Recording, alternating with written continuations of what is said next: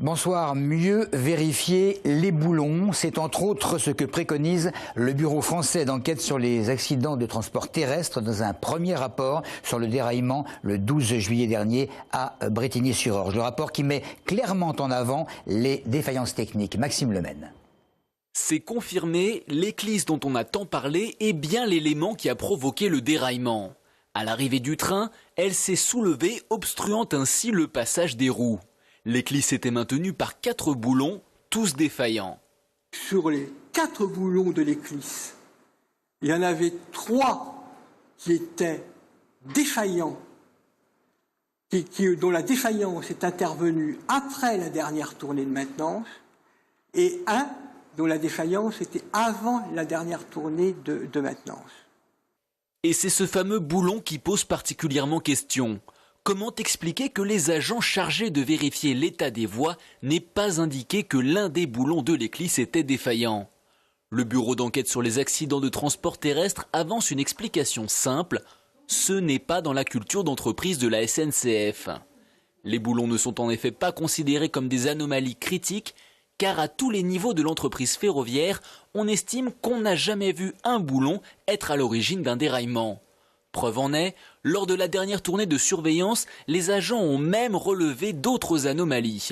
Ce qui fait dire au bureau d'enquête que la tournée a été faite dans des conditions et avec une diligence qui semble normale. Dans son rapport, le bureau d'enquête recommande à la SNCF de renforcer la robustesse des boulons et la prise en compte des particularités de certains appareils. Dans un communiqué, l'entreprise annonçait ce matin qu'elle mettrait en œuvre toutes les recommandations qui lui ont été faites. Reste à présent à définir le degré de responsabilité de chacun. Pour cela, il va falloir attendre notamment l'analyse métallurgique sur laquelle les experts travaillent dans le volet judiciaire de l'enquête cette fois. On se souvient de cet incendie en mars 2010 dans un camp rom, c'était à Massy. Les 2/3 de ce campement avaient été ravagés par les flammes. La municipalité avait immédiatement mis un gymnase à disposition de ceux qui avaient tout perdu.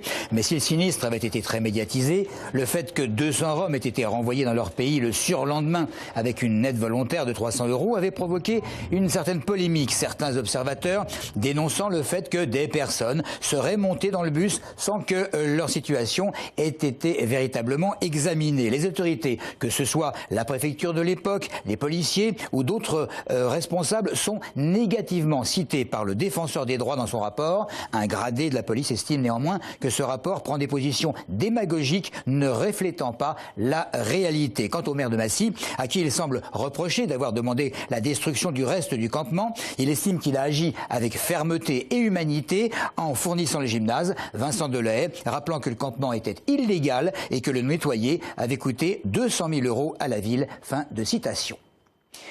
Au lycée Rosa Parks de Montgeron, c'est la surprise. Profs, personnel, élèves de l'établissement ont appris que 2 élèves étaient exclus définitivement. Une décision prise en conseil de discipline à l'encontre de 2 ados qui, au dire de certains, avaient déjà été provocateurs en inscrivant Hitler et Klaus Barbie sur des bulletins de vote lors d'élections de délégués de classe. Mais la fameuse quenelle qu'on reproche aux 2 élèves de terminale, s'étant fait photographier dans l'enceinte du lycée, représente probablement la goutte qui a fait déborder le vase.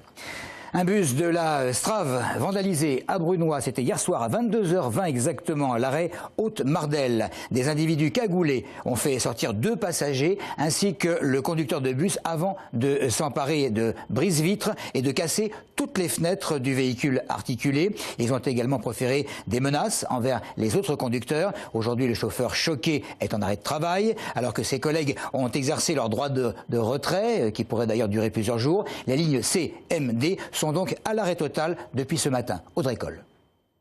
C'est à cet arrêt de bus qu'a eu lieu l'agression hier soir. Au sol, les débris de verre attestent de la violence des individus. Aujourd'hui, pour les gens du quartier, c'est la galère pour se rendre à la gare en contrebas, car aucun bus ne circule.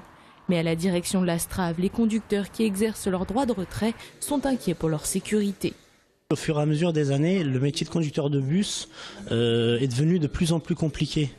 Pas dans la tâche de la conduite, mais plus par rapport au relationnel avec les clients. On monte toujours avec une petite boule au ventre quand on passe à l'endroit où a eu lieu en fait l'agression et la détérioration du véhicule. Faté est conducteur depuis 1 an et demi, il rêvait de faire ce métier, il apprécie rendre service aux gens, il travaille proche de chez lui et rencontre parfois des gens qu'il connaît, mais les menaces d'hier ont refroidi tous les conducteurs. Les individus ont précisé lors de l'agression: tu diras à tes collègues d'être plus aimables avec la clientèle. Est-ce qu'il faut mettre un fourgon de CRS derrière chaque bus? Je ne suis pas certain que ce soit la bonne solution. Mais effectivement, sécuriser le réseau pour qu'on puisse assurer notre mission de service public. Une réunion avait lieu dans la journée pour savoir dans quelles conditions pourrait reprendre le travail. Mais pour certains conducteurs croisés ce matin, la solution devrait être plus radicale. Ils voudraient tout simplement éviter le quartier dans les tournées de bus. Et puis nous avons demandé à des Essonniens, actualité oblige, si la vie privée d'un président de la République devait être ou non rendue publique. Une majorité pense que non. C'est un humain comme nous, je crois. Donc je pense qu'il a le droit à sa vie privée comme toi, comme moi, comme tout le monde, quoi. C'est pas cool parce que même pour nous, on n'aurait pas aimé. Alors pourquoi le président? Oui, voilà. Moi, je pense comme elle, c'est pas forcément nécessaire. Okay. Moi, je pense que la vie privée, on s'en fout, quoi. Même si c'est un homme public, on n'a pas à s'immiscer dans sa vie privée. C'est un homme d'État, c'est un président de la République. Pour nous, c'est tout à fait logique, sa vie privée, il faut qu'on le sache, qui nous dirige, puisque lui, c'est la locomotive. On ne devrait pas s'intéresser à lui sur sa femme, ses enfants, ça ne nous regarde pas. Qu'on connaisse sa vie privée ou pas, ça nous importe peu, nous on veut juste qu'il fasse les choses bien. Ouais, ça serait bien qu'on divulgue la vie privée de notre président. On s'en fout. La vie privée, ça se dévoile pas. C'est sa vie. Okay. C'est son problème. Ça ne regarde pas les citoyens en tout cas. C'est mieux de savoir qu'est-ce que le président il fait. Qu'il fasse ça en douce, que personne ne le sache. Et on termine avec le sport, le ballon ovale, pour rappeler que le RC Massif fait son retour à la compétition dimanche. La trêve aura duré 6 semaines. C'est une reprise avec une rencontre avec le stade dijonnais Côte d'Or. On rappelle également le Karaté Open de Paris jusque dimanche à Pierre de Coubertin à Paris. Et puis un championnat de cross-country de l'Essonne. Ce sera au domaine de Chamarande ce dimanche également. Merci de votre fidélité.